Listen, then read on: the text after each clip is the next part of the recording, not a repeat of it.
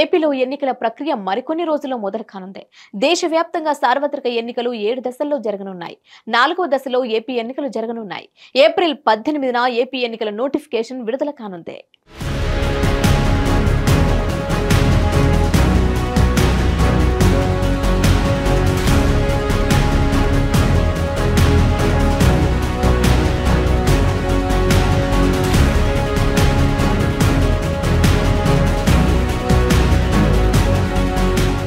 AP అసెంబ్లీలో ఉన్న 175 నియోజకవర్గాలకు మే 13న ఎన్నికలు జరగనున్నాయి.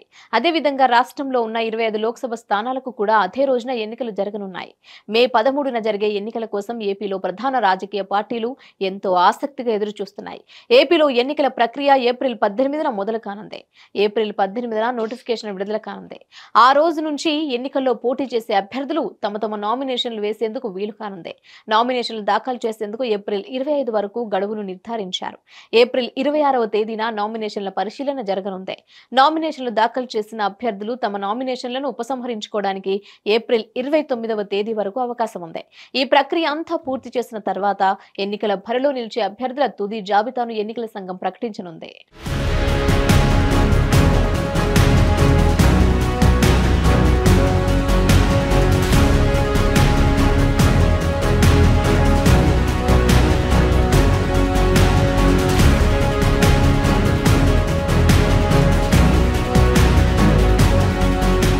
మే 13వ తేదీన ఏపీ వ్యాప్తంగా ఉన్న 175 నియోజకవర్గాలకు 25 లోక్సభ స్థానాలకు ఎన్నికలు జరగనున్నాయి. జగన్ సారథ్యంలోని వైఎస్ఆర్ కాంగ్రెస్ పార్టీ మొత్తం అన్ని సీట్లలోనూ ఒంటరిగానే పోటీకి దిగుతోంది.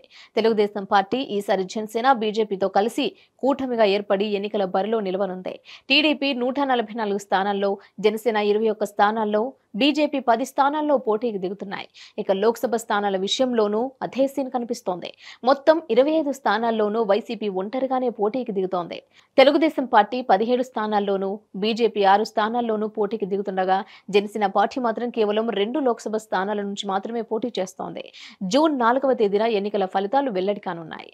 గత ఎన్నికల ఫలితాలను ఓసారి చూస్తే 2019లో జగన్ సారథ్యంలోని వైఎస్ఆర్ కాంగ్రెస్ పార్టీ మొత్తం 175 స్థానాల్లో ఏకంగా 151 స్థానాలను కైవసం చేసుకుంది. టీడీపీ కేవలం 23 స్థానాలకు మాత్రమే పరిమితమైంది. జనసేనకు కేవలం ఒక్కటంటే ఒక్క సీటు మాత్రమే లభించింది.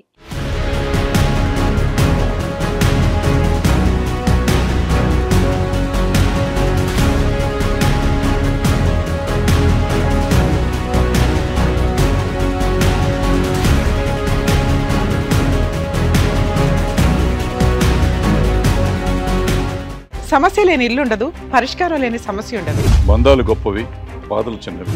మీ సమస్యని మేము పరిష్కరిస్తాం. రండి, మాట్లాడుకుందాం.